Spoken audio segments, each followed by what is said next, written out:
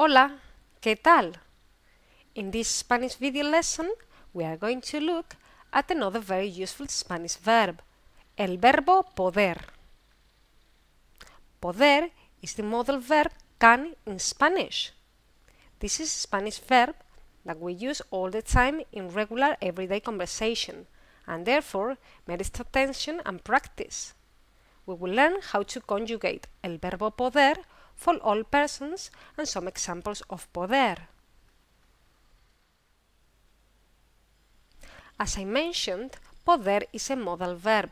Modal verbs are different to regular verbs and are used in an auxiliary way to indicate modality, likelihood, ability, permission, or obligation.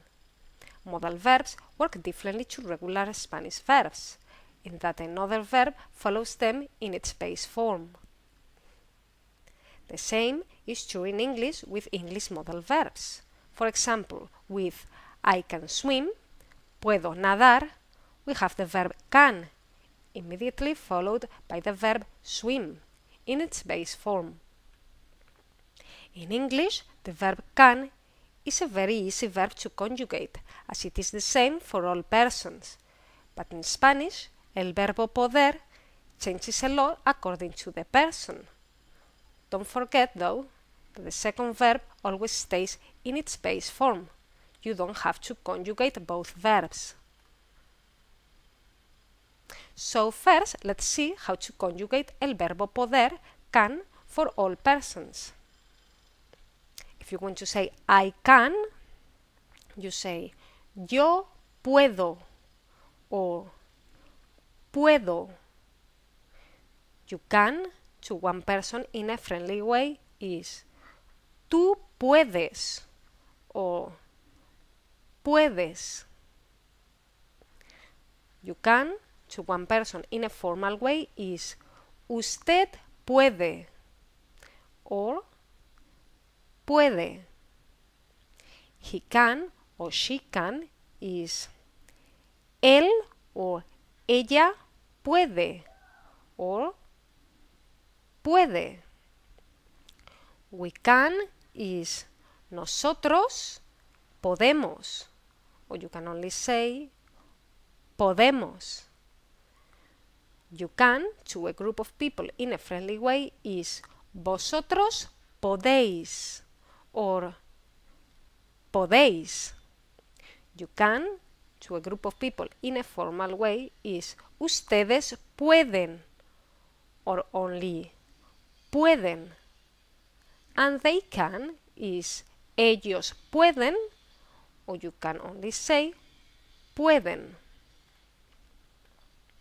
Next, let's see some examples using the Spanish verb poder, can, and some expressions of obligation using the other modal verbs that we have already looked at in this course, tener que and deber.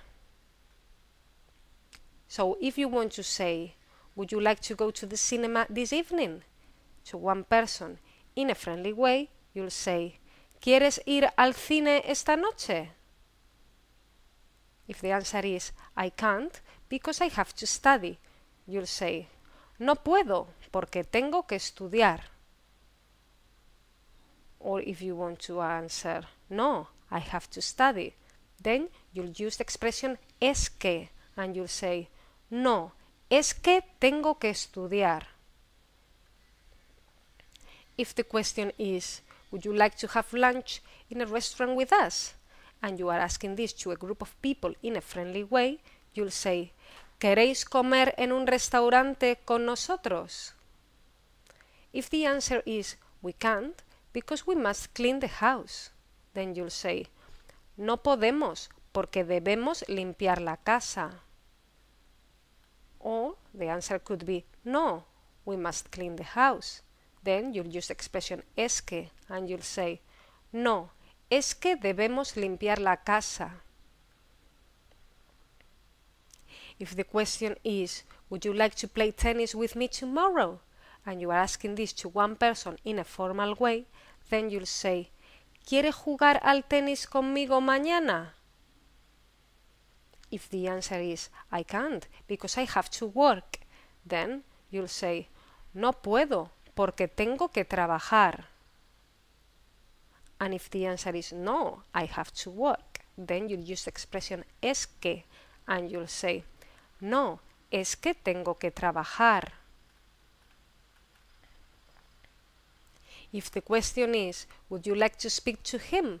And you are asking this to a group of people in a friendly way, then you'll say, ¿queréis hablar con él?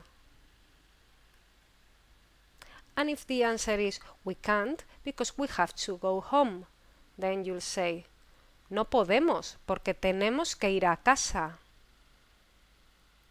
Or if the answer is, no, we have to go home, then you'll say, no, es que tenemos que ir a casa.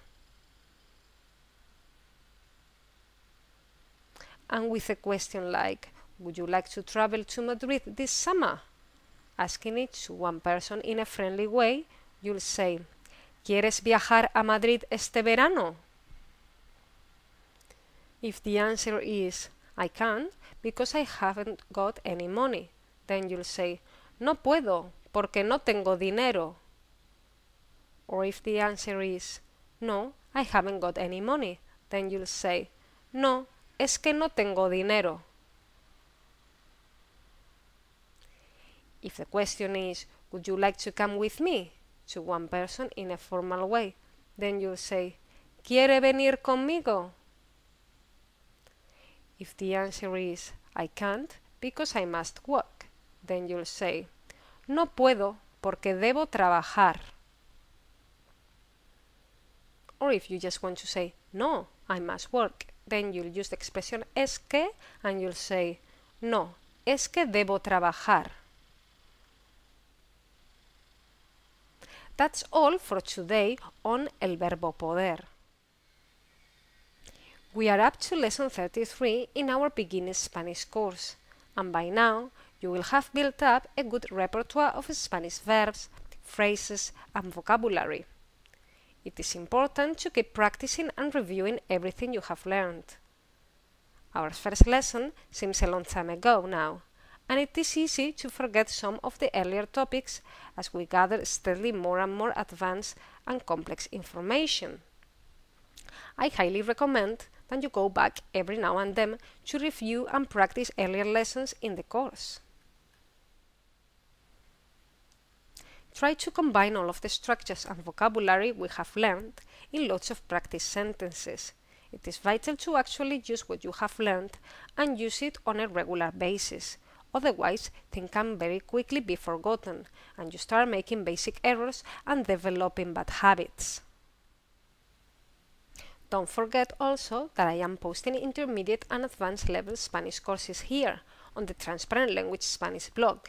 And if you feel confident and well practiced with your beginner level Spanish, then you might want to push on with some more advanced level topics. I wish you a lovely day and look forward to seeing you next time with more Spanish. Adiós!